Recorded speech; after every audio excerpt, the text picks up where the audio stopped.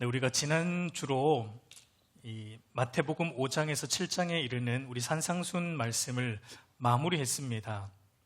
여러분, 산상순의 결론, 지난 시간에 다루었지만 산상순의 결론은 이제 산상순 말씀을 주신 예수님이 누구신지에 포커스를 맞추면서 바로 예수님은 성육신하신 하나님이시고, 그리고 예수님은 율법의 성취자 곧 우리의 구원자이시고, 예수님은 우리의 주권자, 우리의 주님이시며, 그리고 예수님은 마지막 날에 이 세상을 심판하실 심판주 되심을 보여주면서 이 예수님의 말씀에 우리가 단순히 듣고 놀라는 것에 그쳐서는 안 된다.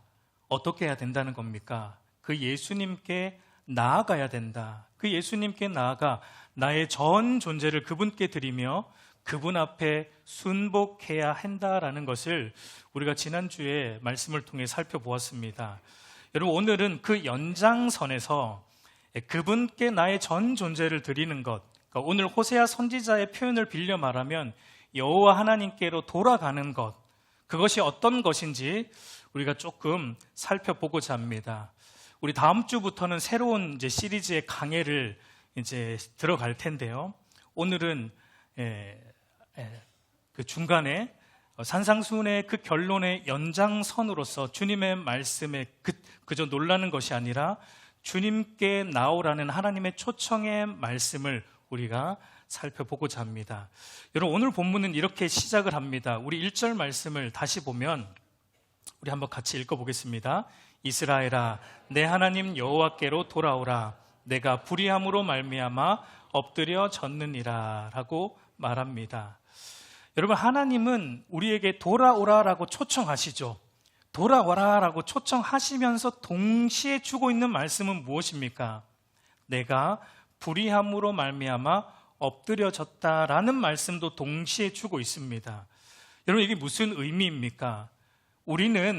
하나님은 우리에게 오라고 말씀하시지만 사실상 우리는 하나님께 스스로 돌아갈 수 있는 의로운 자들이 아니다라는 것을 말씀해 주고 있어요. 여러분, 하나님의 초청, 우리에게 오라고 말씀하시는 하나님의 초청은 사실 여기서부터 시작이 됩니다. 여러분, 성경이 어떻게 말하는지 한번 보십시오. 로마서 3장 10절에서 12절을 보면 기록된 바 의인은 없나니 하나도 없으며 깨닫는 자도 없고 하나님을 찾는 자도 없고 다 치우쳐 함께 무익하게 되고 선을 행하는 자는 없나니 하나도 없도다라고 말합니다. 여러분, 이것이 내 하나님 여호와께로 돌아오라라는 구원으로 초대하시는 하나님의 초대장에 적혀있는 첫 번째 문구입니다. 너희는 스스로 하나님을 깨닫지도 않는 자들이고, 너희는 스스로 하나님을 찾는 자들도 아니고, 너희는 하나님과는 상관없이 다 치우쳐서 하나님과 상관없는 쪽으로 치우쳐 있는 자들이다라는 것이 사실은 하나님의 초대장에 처음에 나오는 문구예요. 여러분, 그러면 우리가 던지는 질문은, 그러면 스스로 하나님을 찾지도 않고 스스로 하나님께 돌아갈 수 없는 죄인이 어떻게 해야 하나님께로 돌아갈 수 있는 것입니까? 오늘 2절 말씀을 보십시오. 너는 말씀을 가지고 여호와께로 돌아와서라고 말합니다. 여러분, 호세아 선지자는 우리가 하나님께 돌아가려면 뭐가 필요하다는 겁니까? 뭘 가지고 와야 된다는 거예요? 말씀을 가지고 와야 된다라고 말합니다. 왜 그렇습니까? 여러분, 돌아간다라는 것은 먼저 무엇이 선행이 돼요? 우리가 돌아간다, 돌이켜서 돌아간다라는 것은 먼저 뭐가 선행이 됩니까? 그러니까 돌아가려면 먼저는 기존에 내가 가는 길에서 멈추어 서는 일이 선행이 되는 겁니다. 그러니까 기존에 내가 가고 있는 길, 그러니까 내가 주인 되어서 살던 길, 나 중심으로 살아가던 죄악된 삶에서 멈추어 서야 돼요.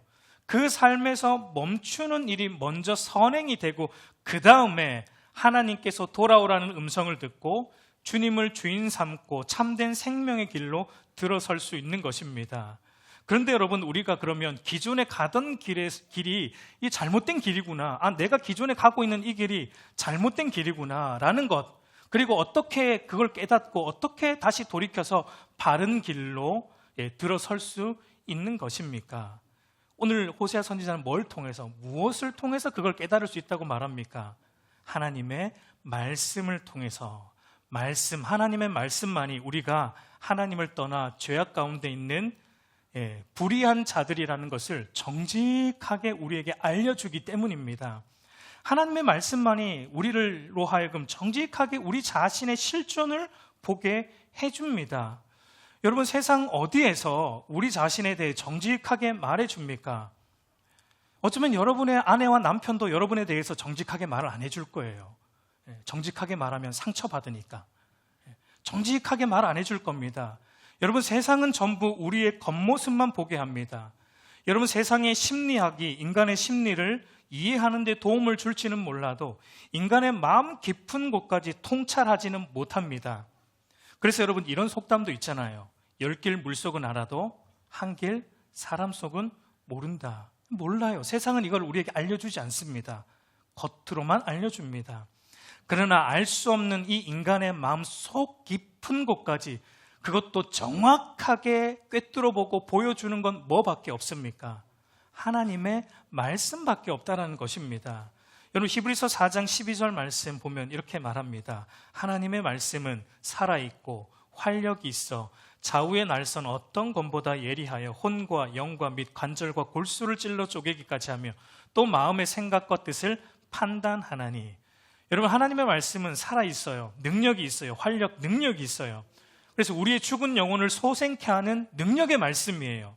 그리고 그 말씀은 우리의 모든 부분, 우리의 마음과 생각과 뜻, 이 모든 부분을 아주 예리하게 다 드러내어주고 우리의 속사람의 실체, 만물보다 거짓되고 부패한 우리의 이 마음을 정직하게 들여다볼 수 있도록 하나님의 말씀이 해준다라는 것을 말하고 있습니다.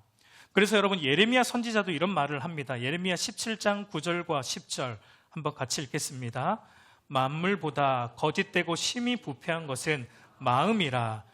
누가 능히 이를 알리오마는 여호와는 심장을 살피며 폐부를 시험하고 각각 그의 행위와 그의 행실대로 보응하나니. 여러분, 만물보다 거짓되고 심히 부패한 게 우리의 마음이에요. 우리의 실존, 마음이라는 것은 여러분 우리의 전 인격을 의미합니다. 우리의 존재 자체입니다. 우리 존재 자체가 심히 부패하고 만물보다 거짓된 존재다. 근데 이걸 누가 능히 알 수 있는가? 그것은 우리의 심장을 살피고 우리의 폐부를 시험하여 드러내어주는 하나님, 그분의 말씀만으로만 알 수 있다라는 것을 성경은 우리에게 말하고 있어요. 여러분, 그래서 오늘 본문 2절을 계속해서 보면 너는 말씀을 가지고 여호와께로 돌아와서 아뢰기를 모든 불의를 제거하시고 선한 바를 받으소서 우리가 수송아지를 대신하여 입술의 열매를 주께 드리리이다 라고 말합니다.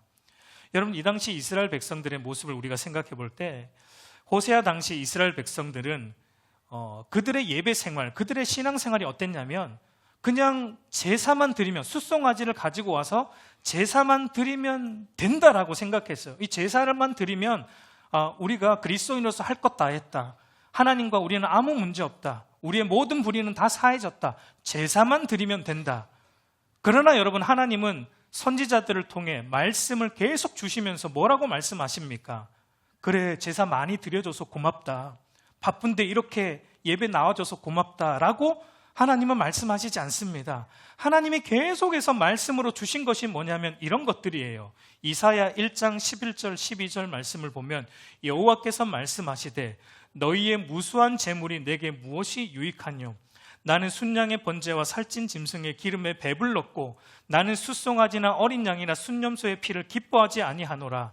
너희가 내 앞에 보이러 오니 이것을 누가 너에게 요구하였느냐? 내 마당만 밟을 뿐이라. 그리고 호세아 6장 6절 말씀도 보면 이렇게 말합니다. 나는 인애를 원하고 제사를 원하지 아니하며 번제보다 하나님을 아는 것을 원하노라. 여러분, 하나님이 계속해서 말씀하고 있는 게 뭡니까? 이스라엘 백성들에게 계속해서 말씀을 주고 있는 게 뭐예요? 너희들의 그 형식적인 제사 나는 원하지 않는다. 마음 없는 제사 나는 원하지 않는다. 그러니까 제사 자체가 목적이 아니다는 겁니다. 예배 드리는 그 자체가 목적이 아니다는 거예요. 뭐가 목적인가? 그 제사 속에 담겨 있는 너희의 죄로 인해서 동물이 죽는 것을 너희가 보면서 죄로 인해 너희 자신, 우리가 죽어야 할 죄인임, 우리의 불의함을 깨닫는 것을 나는 원한다. 너희를 대신하여 동물이 죽어서 너희의 죄가 사여지는 것을 너희가 경험하면서, 번제를 드릴 때마다 경험하면서 내가 원하는 것이 뭐냐면 그것을 보면서 너희의 죄를 대속하실 참 제물이 되신 그리스도를 바라보는 것을 나는 원한다. 그래서 그리스도의 대속을 통해 너희의 죄가 용서되고 하나님께 기쁘게 받아들여진다는 이 복음의 은혜, 이 구원의 감격에 차 있는 것을 나는 원한다. 그것으로 내 앞에 나와 있는 너희를 나는 원한다라고 하나님은 계속해서 이런 말씀을 주고 있는 겁니다. 여러분, 그러므로 하나님의 말씀을 통해서 우리는 우리의 불의함과 그리고 하나님의 이 초대하심, 구원으로 초대하심을 말씀을 통해 듣지 않으면 하나님께로 돌아가는 것은 불가능하다는 것입니다.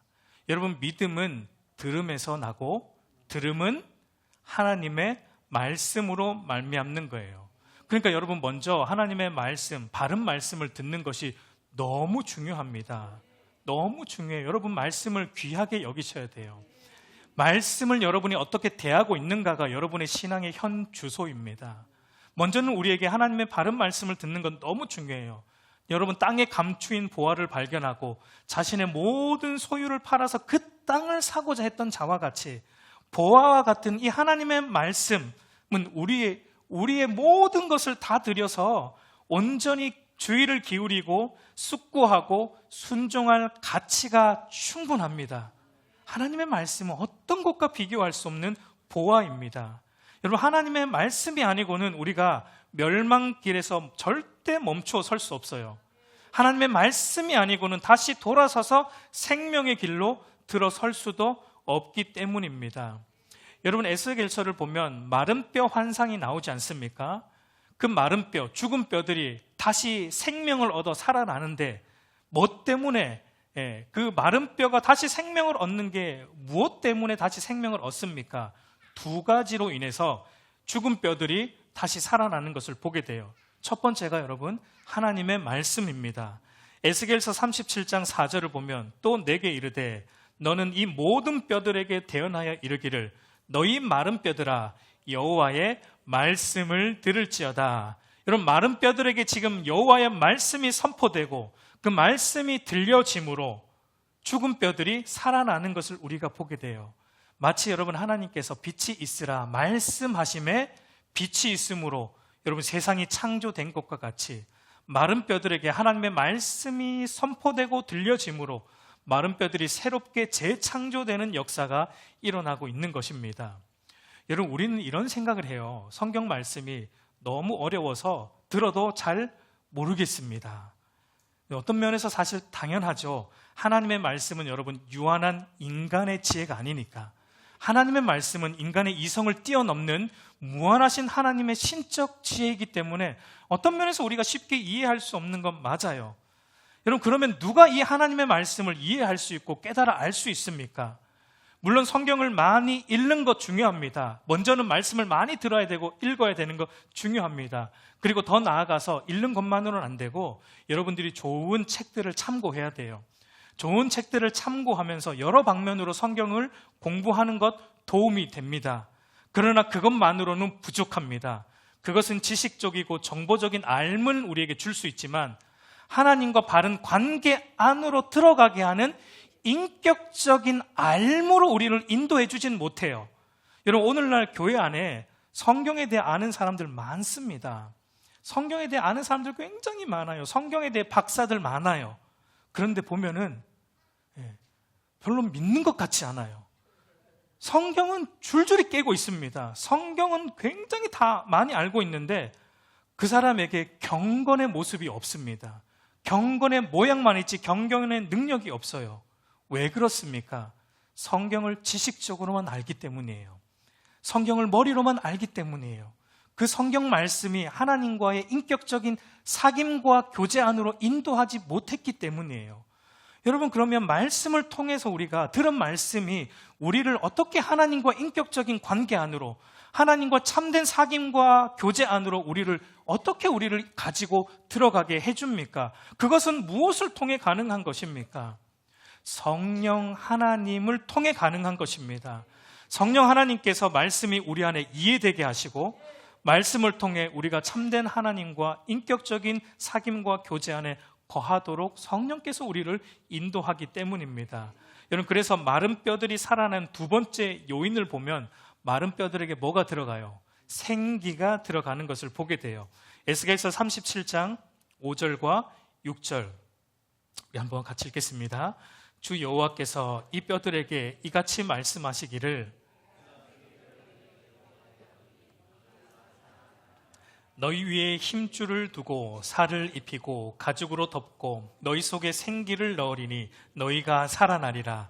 또 내가 여호와인 줄을 너희가 알리라 하셨다 하라.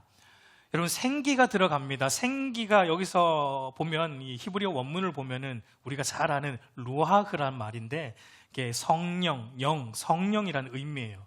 그러니까 마른 뼈들이에게 성령이 들어감으로 살아나고 생명이 되는 존재가 되는 것처럼 여러분, 하나님을 떠난 자들에게 하나님의 말씀이 선포되고 성령 하나님께서 그 말씀을 그 영혼 가운데 들려지고 깨달아지게 하심으로 자신의 불의함을 깨닫고 돌이켜서 하나님께로 나아오는 역사가 일어나게 하신다라는 것입니다.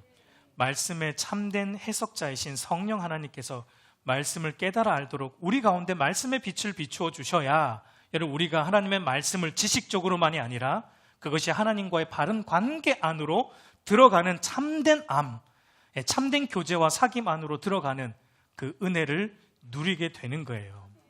여러분, 그러므로 우리는 날마다 말씀 앞에 나올 때마다 성령 하나님의 은혜와 도우심을 구해야 하는 것입니다. 여러분, 저는 어린아이들이 부모님과 함께 예배 드려야 하는 이유가 여기에 있다고 생각을 해요. 여러분, 우리가 인간적인 생각으로는 우리는 늘 이렇게 생각합니다. 어린아이들은 우리 목사님 설교 이해 못할 거야. 어려워서 이해 못할 거야. 막 히브리어도 말하고 우리 어린아이들은 이거 이해 못할 거야. 우리 인간적인 생각으로 속단합니다. 그러나 여러분, 그렇지 않습니다. 성령 하나님께서 역사하시면 어린아이든 어른이든 상관없어요. 그 누구에게나 그리스도를 인격적으로 만나게 되는 은혜가 임하게 되는 것입니다.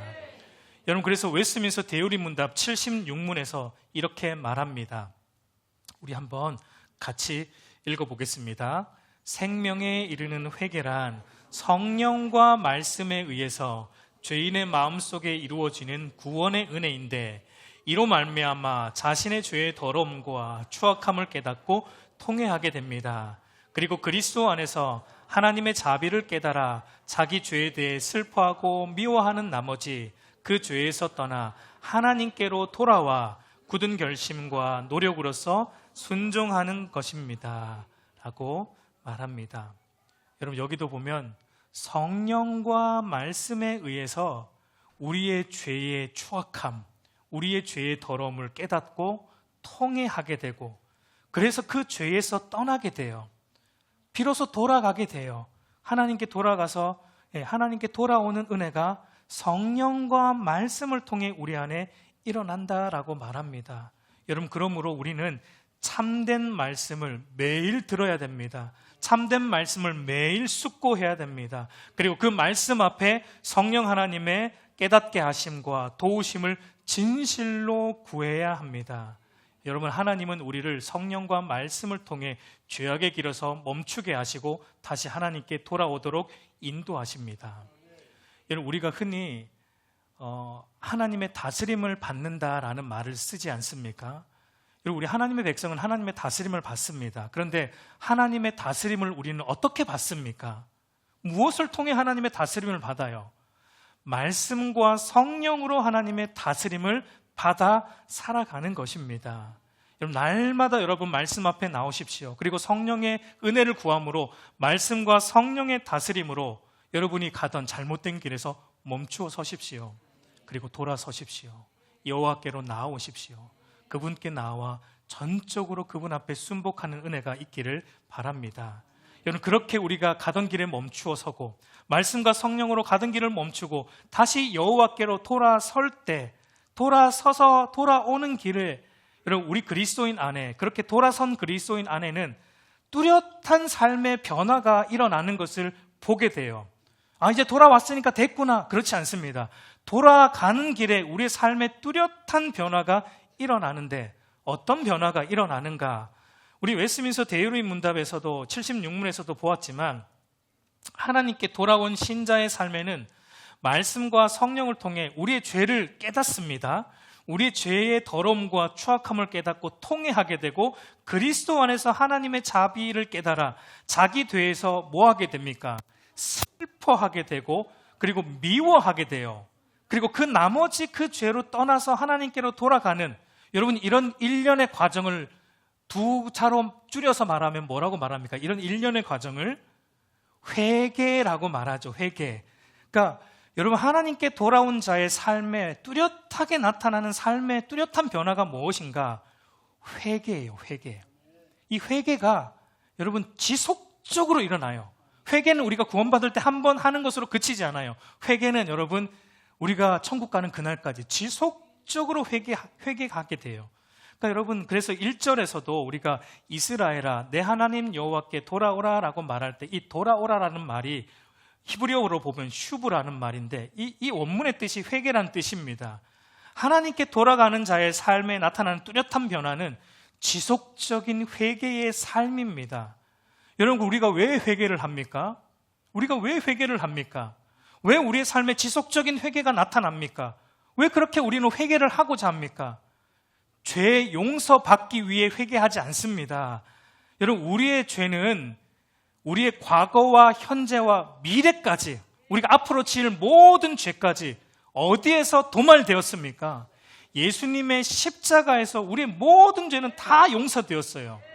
그러니까 여러분, 우리가 왜 회개하는가? 죄 용서받고자 하는 게 아닙니다. 이미 우리는 그리스도 안에서 모든 죄를 용서받았습니다. 죄를 더 지으라는 얘기는 아니에요. 모든 죄를 다 용서받았습니다. 그럼에도 불구하고 왜 우리는 날마다 회개하고자 하는 것입니까? 여러분, 죄는 하나님과 우리 사이의 친밀한 사귐과 교제를 끊어놓는 장애물입니다. 죄로 인해서 여러분, 우리가 구원이 상실되진 않아요. 우리가 죄를 짓는다고 우리의 구원이 끊어지진 않아요. 그러나 우리가 죄로 인해서 상실되는 게 있어요. 그게 무엇입니까? 하나님과의 친밀함이에요. 하나님과 서먹해져요. 여러분이 죄 안에 거하면. 죄는요, 하나님과의 친밀함과 사귐. 여러분, 그리스도인의 은혜가 뭔가, 그리스도인의 특징이 뭔가, 하나님 안에서 친밀함과 사귐의 교제를 누리는 게 그리스도인의 특징인데, 죄가 이것을 여러분 끊어놓습니다.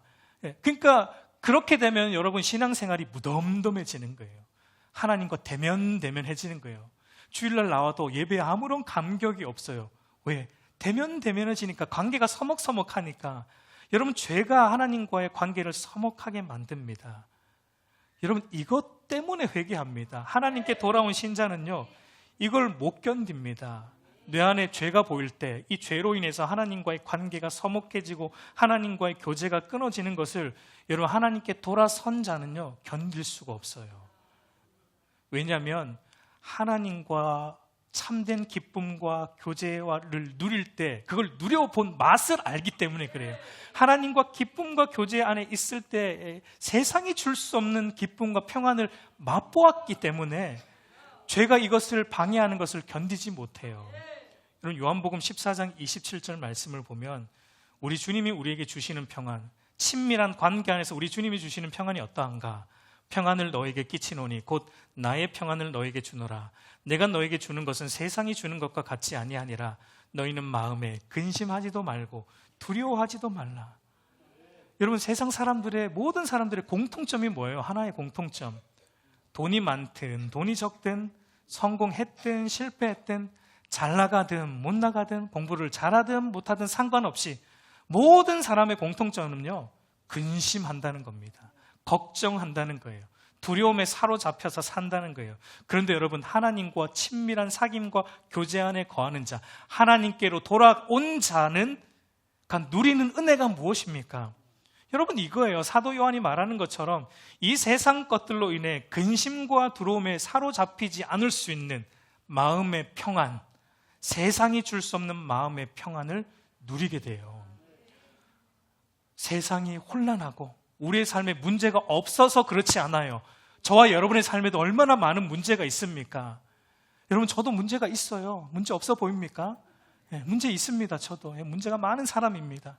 그럼에도 불구하고 그 문제 많은 세상 속에서 세상과 나의 문제는 간 곳 없고 구속하신 주만 보이는 은혜가 하나님과 바른 관계 안에 있는 자가 누리는 평강이에요. 그게 은혜입니다.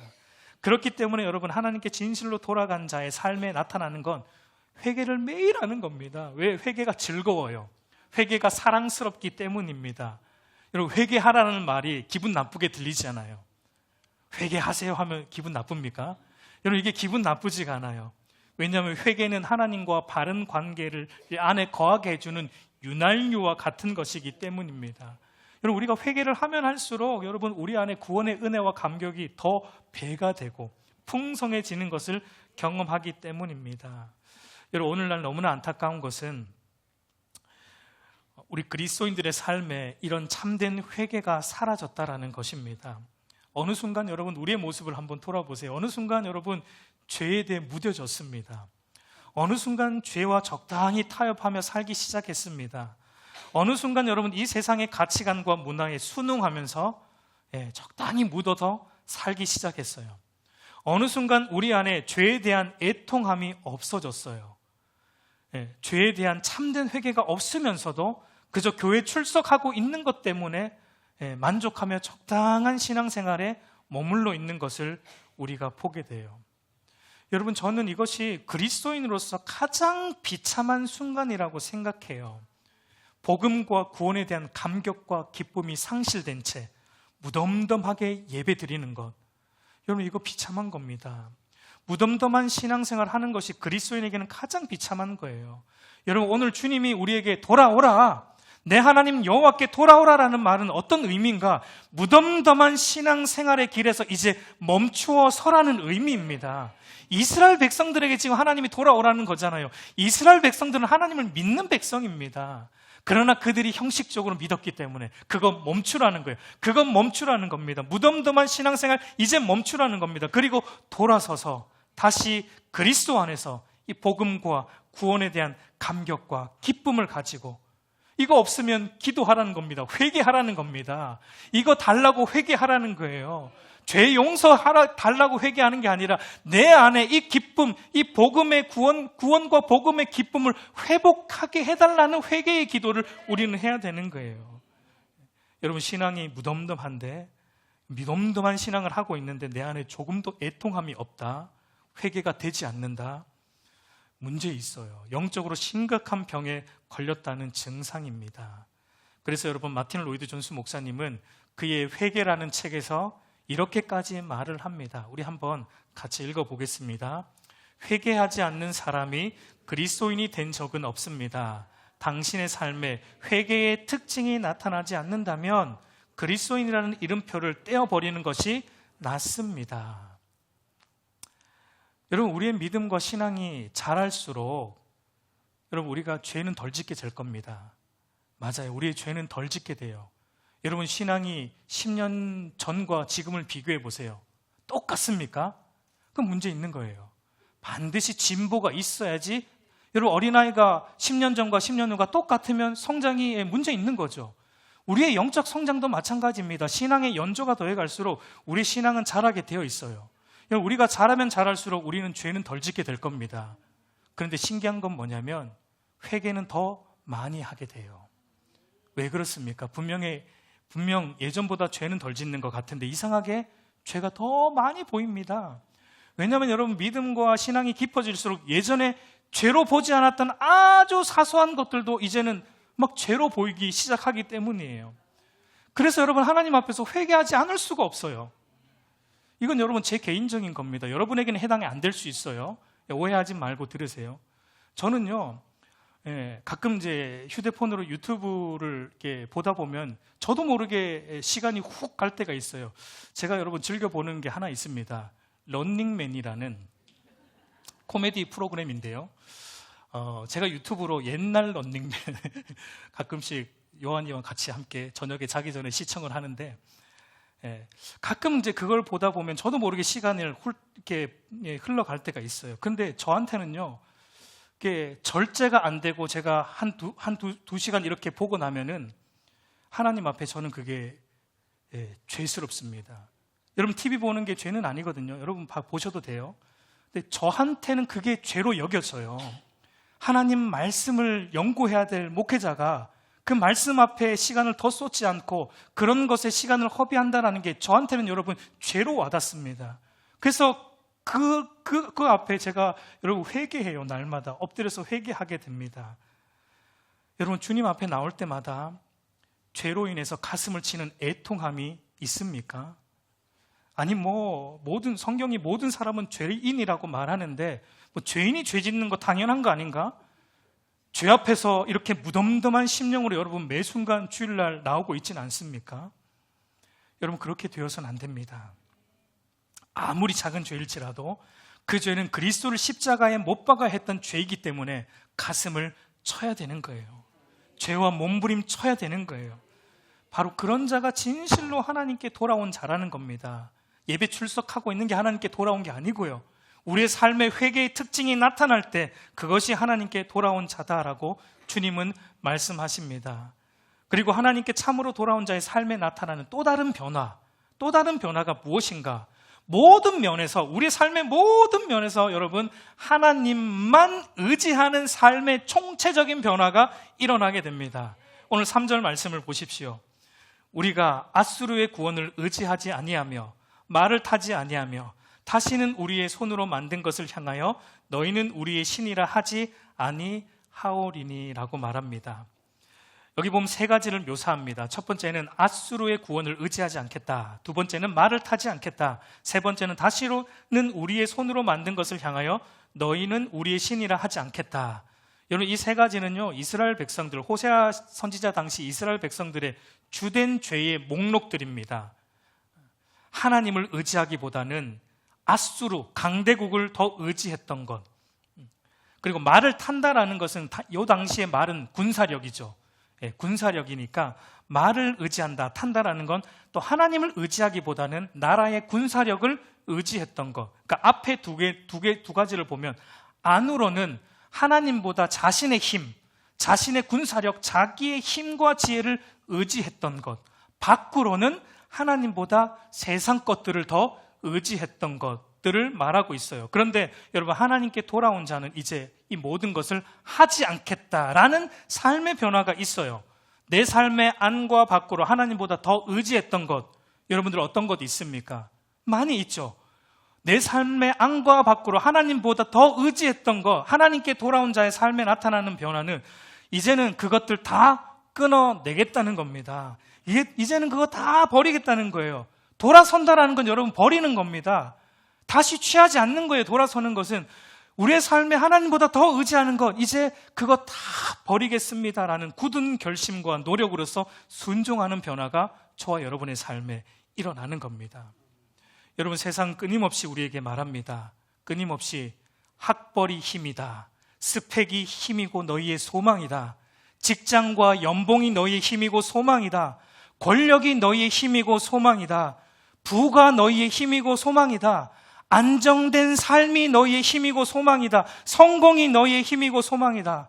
여러분, 맞습니다. 세상은 그것이 힘이에요. 세상은 그런 것들로 우리를 평가합니다.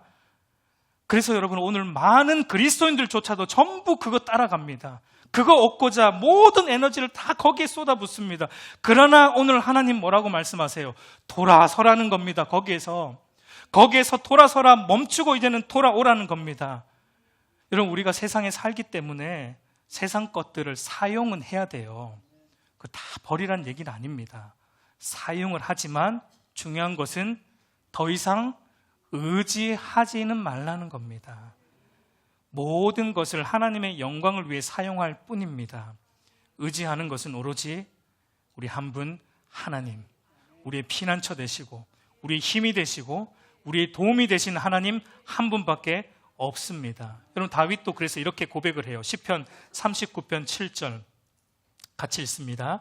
주여 이제 내가 무엇을 바라리요 나의 소망은 주께 있나이다. 시편 46편 1절도 같이 봅니다. 하나님은 우리의 피난처시요 힘이시니 환난 중에 만날 큰 도움이시라. 여러분 하나님만이 여러분 우리의 피난처이시고 힘이시고 환난 중에 만날 큰 도움이 되십니다. 여러분 이것을 믿습니까? 여러분 하나님만 붙드시기를 바랍니다. 그리고 이 세 번째 목록인 다시는 우리 손으로 만든 것을 향하여 너희는 우리 신이라 하지 않겠다라는 것은 이스라엘 백성들의 우상 숭배를 말하고 있는 것입니다. 여러분 이스라엘 백성들은 하나님을 믿었죠. 당연히 하나님을 믿는 언약 백성이에요. 그런데 그들이 하나님을 믿긴 믿었는데 그들이 믿은 하나님은 어떤 하나님이었습니까? 이스라엘 백성들이 믿은 하나님은 자기들의 손으로 만든 하나님, 그 말은 자기들의 탐욕이 반영된 하나님, 그러니까 그들이 손으로 만든 하나님은 어떤 하나님입니까? 이런 겁니다. 자기들이 하고 싶은 대로 가만 놔두시는 하나님, 내 소견에 옳은 대로 살아가도록 마음대로 놔두시는 하나님, 전혀 태클을 걸지 않으시는 하나님, 그렇지만 내가 원하는 건 다 들어주시는 하나님, 복이란 복은 다 주시는 하나님, 이게 여러분 자기들이 손으로 만든 하나님이에요. 여러분 우리도 이런 하나님을 좋아하죠. 우리도 속으로 이런 하나님이 더 좋죠. 내가 하고 싶은 대로 마음대로 살아도 구원은 해주시는 하나님, 죄를 마음껏 짓고 살아도 구원은 해주시는 하나님, 내 마음대로 살아도 복이란 복은 다 주시는 하나님. 여러분 우리도 솔직히 말하면 이런 하나님이 좋습니다. 근데 여러분 성경은요 이거는 하나님이 아니고 네 손으로 만든 우상이다라고 말합니다. 그래서 바울도 이렇게 말해요. 골로새서 3장 5절 그러므로 땅에 있는 지체를 죽이라. 곧 음란과 부정과 사욕과 악한 정욕과 탐심이니 탐심은 우상 숭배니라라고 말합니다. 우상 숭배의 본질은 여러분 우리의 탐심이에요. 우리가 원하는 하나님을 믿는 게 우상 숭배라는 겁니다. 성경이 말하는 하나님을 믿어야 되는데 성경이 말하는 하나님을 믿지 않고 내가 원하는 하나님을 믿는 건 바로 우상 숭배라는 거예요. 그래서 여러분 호세아 선지자도 목이 터져라고 말했던 것이 이것입니다. 호세아 4장 6절 말씀을 보면 내 백성이 지식이 없어서 망하는도다 라고 탄식합니다. 여러분 이스라엘이 망한 이유가 뭡니까? 예배하지 않았기 때문에요? 교회 나오지 않았기 때문에요? 헌금 드리지 않았기 때문에요? 천만에요. 그런 건 이스라엘 백성들이 저와 여러분들보다는 잘했습니다. 훨씬 잘했습니다. 이스라엘 백성들이 훨씬 더 잘했습니다. 그러나 이스라엘이 망한 이유는요, 하나님을 아는 바른 지식이 없었기 때문입니다. 무슨 말입니까? 이스라엘 백성들은 성경이 말하는 참 하나님을 믿은 게 아니고 자기들이 원하는 하나님을 자기들이 원하는 방식대로 믿었기 때문에 망했다고 성경은 우리에게 말합니다. 여러분 그래서 우리가 산상수훈을 통해서 계속해서 본 것도 그런 거 아닙니까? 아무리 나더러 주여 주여라고 열심히 부를지라도, 아무리 주의 이름으로 능력과 기적을 행할지라도 성경이 말하는 참된 의미로서의 주님을 부르지 않고 성경이 말하는 참된 의미로서의 주님의 뜻을 행하지 않는다면 그런 것은 아무 의미가 없다라는 것을 우리 주님도 우리에게 말씀하셨어요. 여러분 성경이 말하는 참 하나님은 어떤 분입니까? 우리가 믿어야 될 참 하나님은 도대체 어떤 분입니까? 여러분 성경이 말하는 참 하나님은요, 우리에게 말씀과 성령으로 찾아오시는 분입니다. 말씀과 성령으로 찾아오셔서 뭐 하십니까? 우리 안에 있는 죄악들을 다 들추어 내십니다. 그리고 죄로부터 애통해하게 하시고 죄로부터 돌이켜서 다시 하나님께로 돌아가게 하시는 하나님이에요. 그거 하기 전까지 하나님은 계속 집요하게 우리를 연단하시는 하나님이십니다. 어느 정도로 여러분, 우리 하나님이, 저와 여러분이 죄를 깨닫고 그리고 돌이켜서 그 죄를 미워함으로 돌아가기까지 하나님이 어느 정도로 우리에게 찾아오시고 연단하십니까? 여러분 욥이 이렇게 고백을 해요. 욥기 7장 18절 20절 우리 한번 같이 읽어보겠습니다. 아침마다 권징하시며 순간마다 단련하시나이까? 주께서 내게서 눈을 돌이키시지 아니하시며 내가 침을 삼킬 동안도 나를 놓지 아니하시기를 어느 때까지 하시리까? 사람을 감찰하시는 이여, 내가 범죄하였던들 주께 무슨 해가 되오리까? 어찌하여 나를 당신의 관역으로 삼으셔서 내게 무거운 짐을 되게 하셨나이까? 라고 여러분 욥이 고백을 해요. 여러분, 이것은 하나님이 그 욥에게 주신 엄청난 고난, 이 하나님의 다루심 앞에서 욥이 느끼는 감정을 표현하고 있는 거예요. 여러분, 뭐라고 말합니까? 하나님이 자신을 아침마다 권징하신다는 거예요. 순간마다 자기를 혹독하게 단련하신다는 겁니다. 그리고 자기에게 하나님이 눈을 떼지 않고 있대요. 심지어는 침을 삼킬 동안도 하나님이 나를 가만 안 놔두신다라고 이렇게 욥이 고백합니다. 더 나아가서 욥은 뭐라고 말합니까? 마치 하나님이 나를 삼고 있는 것 같다고요. 관역을 삼고 하나님이 나를 관역 삼아서 하나님이 연단의 화살을 나를 향해 마구마구 쏘고 있다라고 욥은 그 연단 앞에서 이렇게 토로하고 있는 것을 보게 됩니다. 내가 죄 좀 짓는다고 하나님에게 그게 영향이 됩니까? 근데 왜 나의 죄를 이렇게 다루십니까? 왜요? 하나님의 백성이니까요. 하나님이 구원한 백성이니까요. 하나님의 자기 백성이니까 하나님은 포기 못 하시는 거예요. 여러분, 그러니까 하나님의 모든 관심이 어디에 있습니까? 저와 여러분에게 있습니다. 하나님의 모든 관심은 저와 여러분이 하나님의 거룩한 백성답게 되는 것에 있습니다. 그래서 여러분, 하나님은 저와 여러분 안에 있는 모든 불의함에 대해 가만두시지 않을 겁니다. 말씀과 성령으로 집요하게 찾아오셔서 연단하실 겁니다. 어느 정도로요? 우리가 침 삼킬 동안도 가만 놔두시지 않을 겁니다. 말씀과 성령을 통해 우리를 아침마다, 순간마다 단련하실 거예요. 여러분, 그런 점에서 여러분, 오늘 우리가 살아가는 이 세상은요, 하나님께서 저와 여러분을 하나님의 거룩한 백성으로 연단하고자 세팅해 놓으신 하나님의 영적 훈련장과 같다라는 사실을 기억하십시오. 그 말은 이 세상은 여러분 잠시 거쳐가는 훈련장입니다. 영원히 거할 처소가 아니라는 겁니다. 우리가 영원히 거할 처소는 하나님 나라예요. 그러므로 여러분, 이 세상 것들, 돈, 직장, 사업, 가정 등 모든 것들을 여러분 잘 사용하세요. 훈련 도구로. 그거 붙들고 있으면 안 돼요. 잘 사용하셔서 우리가 영적으로 더 자라가고 성숙하는 데 이용하십시오. 돈과 직장과 사업과 가정과 같은 이 세상 것들 자체를 목적으로 삼으시면 안 됩니다. 그런 것들은 우리의 영적 훈련 도구에 불과합니다. 목적은 그런 것들을 잘 사용해서 돈을 잘 사용하고 직장을 잘 사용하고 사업과 가정을 잘 사용해서 우리가 더 하나님을 닮아가는 거룩한 백성 삼아가는 영적 훈련을 해야 돼요. 여러분, 저를 돌아보면 하나님께서 저를 많이 연단하셨던 것을 보게 되는데, 저에게 아주 강력한 영적 아령을 하나님이 하나 쥐어주셨는데 저희 아내입니다. 아주 아주 강력한 영적 아령을 저에게 쥐어주셔가지고 저를 아주 혹독하게 연단을 하셨던 것 같아요. 좋은 말씀으로 하는 얘기입니다, 여러분. 저희 아내를 통해 저의 부족한 것들을 많이 다루게 하셨던 것을 제가 돌이켜보면 보게 돼요.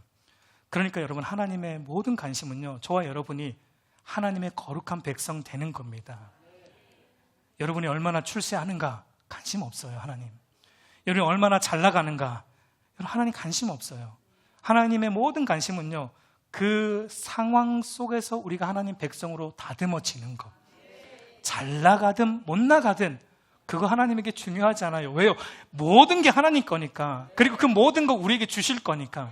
우리가 순간 잘 나가고 못 나가고 그거 중요하잖아요. 하나님의 관심은 그 상황 속에서 저와 여러분이 하나님의 백성답게 사는 것에 하나님의 모든 관심이 있어요.